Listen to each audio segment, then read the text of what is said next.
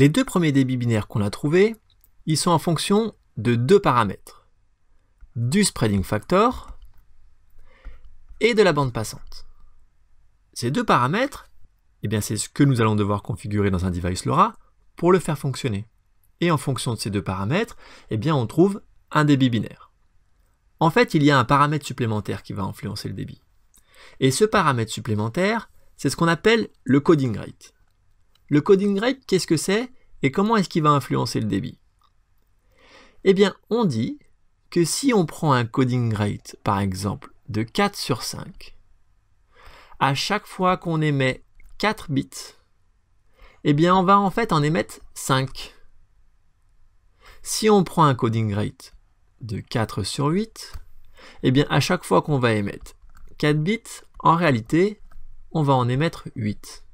À quoi est-ce que ça sert? Parce que là, on a l'impression qu'on rajoute des bits, et puis on n'explique pas pourquoi. Bien en fait, les bits supplémentaires, ils vont permettre d'améliorer la robustesse de la communication. Pourquoi? Eh bien parce que les bits supplémentaires, ils vont pouvoir faire de la détection et éventuellement même de la correction d'erreurs. Ces éléments supplémentaires qui sont transmis, eh bien, ils vont fournir ce qu'on appelle un overhead ratio. Ça veut dire qu'ils vont augmenter le nombre de bits sans pour autant augmenter l'information utile. Et donc, le débit qui va rester à l'utilisateur sera donc détérioré. On reprend les deux cas qu'on avait vus jusqu'à maintenant, un SF7 à 125 kg et avec un coding rate de 4 sur 5. Je prends le coding rate de 4 sur 5 parce que c'est celui qui est le plus couramment utilisé.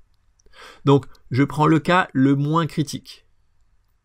Et puis toujours, notre SF12 avec les mêmes caractéristiques de bande passante, 125 kHz, et puis le coding rate de 4 sur 5. Cette fois-ci, on a donc une détérioration des débits. Et on a une détérioration des débits qui correspond à l'overhead ratio qui a été appliqué. Et si on fait les calculs, eh bien ça fait donc 6,836 kilobits par seconde qui ont été détériorés d'un ratio de 1,25. Et on trouve 5469 bits par seconde.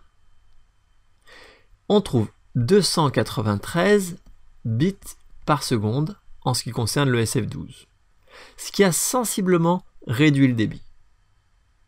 Alors tous ces cas, spreading factor, bande passante, coding rate, ça ne nous permet pas de savoir rapidement le débit si jamais on n'a pas la formule directement sous les yeux. Et donc on va utiliser un petit simulateur qui est fourni par Semtech qui nous permet d'avoir plusieurs informations concernant l'ensemble de la transmission. Je vous propose de l'utiliser pour voir son fonctionnement.